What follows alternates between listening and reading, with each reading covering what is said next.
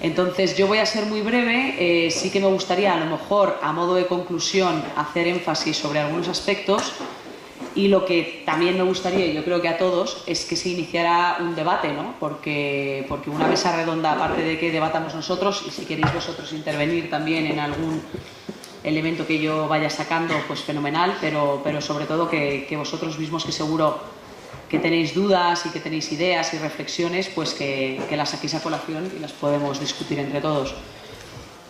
Yo, para mí, cuando se habla del futuro del lobo,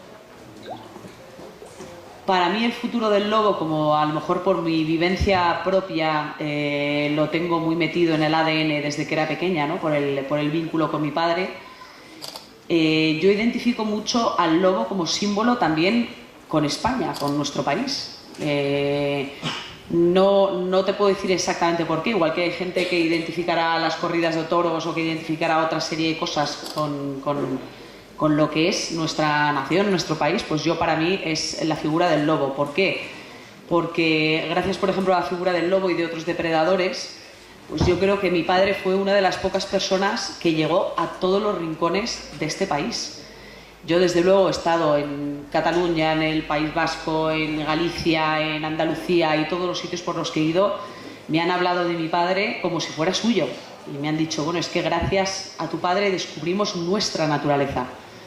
Entonces, a mí me parece que el lobo como símbolo es, si hablamos del futuro del lobo, también estamos hablando del futuro de este país, o de lo que seamos, ¿no? en el futuro como país, porque ahora, como está también un poco en liza, si vamos a ser un país, una confederación de naciones, de, bueno, lo que seamos.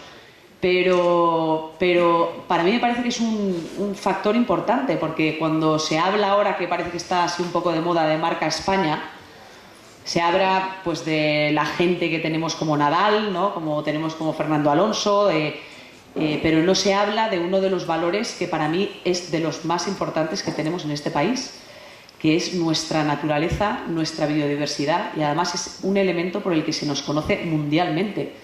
Comparado con otros países de Europa, la riqueza que tenemos en España es extraordinaria, pero no solamente eso. Otro elemento que yo, por ejemplo, estoy ahora en un grupo europeo que se llama Rewilding Europe, y que está buscando proyectos piloto en toda Europa, Croacia, bueno, en los sitios más auténticos, con la naturaleza más salvaje. Y yo, desde luego, los sitios que he tenido la suerte de visitar con ellos, yo hay algo que he hecho mucho de menos, y es algo que cuando hablamos de naturaleza estamos empezando ahora a acordarnos, y me parece importante, pero es como que los separamos, ¿no? Me parece que una cosa va por un lado y otra cosa va por el otro, y para mí van estrechamente de la mano, que es el mundo rural y la cultura rural.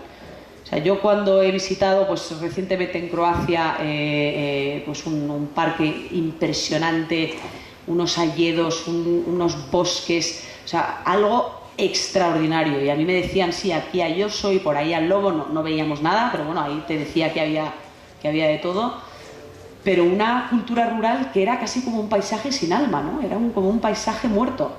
Entonces, es un poco lo que comenté ayer. ¿Qué queremos? ¿Queremos un futuro donde tengamos una naturaleza como el Amazonas, rica en biodiversidad, pero donde los seres humanos estemos todos hacinados en ciudades, y que la relación que tengamos con la naturaleza sea la de ir por unas sendas marcadas y con unas reglas muy bien establecidas, y nos digan, a la derecha tiene un tal, si se pone aquí puede hacer un avistamiento de un cual?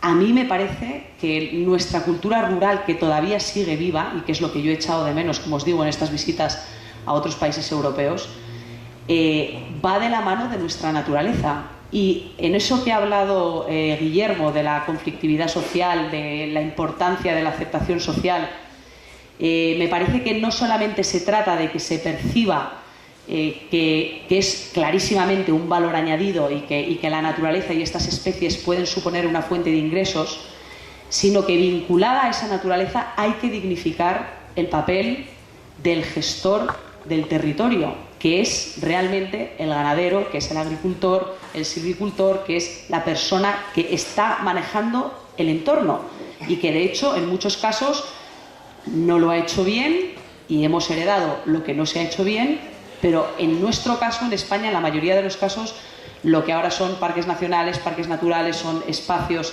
protegidos, bueno, pues son fruto de generaciones y generaciones que han gestionado ese espacio, y en la cordillera cantábrica pues está clarísimo, ¿no? En muchos casos de forma comunal y de forma efectiva y positiva. Entonces yo creo que es importante integrar en términos de educación, de sensibilización y turísticos también, que de la que una persona visita un oso, pongámonos unos niños, un colegio, un extranjero, pues que en esa visita y en esa didáctica que se hace, pues se le explique también cómo es la interrelación con el tejido social, qué tipo de medidas se tomaban desde años atrás para la protección, que es maravilloso, la cultura que tenemos también y los vestigios que tenemos, ¿no? de los bienes de estas personas, pues de los animales que vivían en estado salvaje. Cómo esos productos que todavía perviven y esa forma de gestión del territorio está vinculado también a que permanezcan estas especies, y en muchos casos, como es el caso del lobo, bueno, pues predan también sobre algunos de estos animales domésticos. Todo esto introduciendo todo lo que ellos han dicho, ¿no?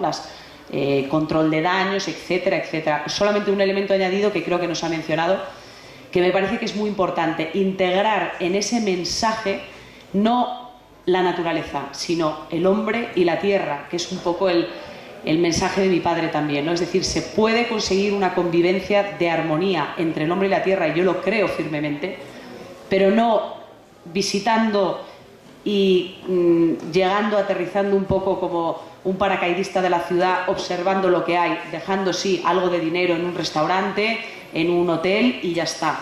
O sea, yo creo que realmente es como esa diferencia entre viajar con un tour operador y viajar a lo mejor como un mochilero, integrarte de verdad en la cultura a la que estás viajando, ¿no? Es dignificar el papel que han tenido los pueblos y que ha tenido el tejido social y que ha tenido la cultura, un conocimiento atávico que en muchos casos incluso la ciencia está empezando a abrir también los oídos, a escuchar cuáles son estas tradiciones y qué hay de verdad en la prueba y el error de cientos y cientos de años de convivencia con el medio.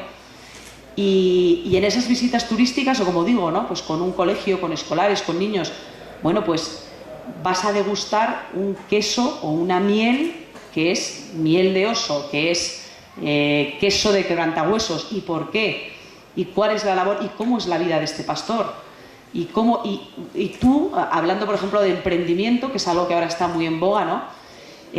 Tú tienes la opción, no necesariamente de trabajar en una ciudad y de trabajar en una oficina y de trabajar en esos trabajos que hace 2 generaciones desde el mundo rural era el prometido desarrollo y tenían tanto glamour, ¿no? No, mi hijo tiene que ir a una ciudad y le tengo que dar una educación y le tengo que dar una oportunidad.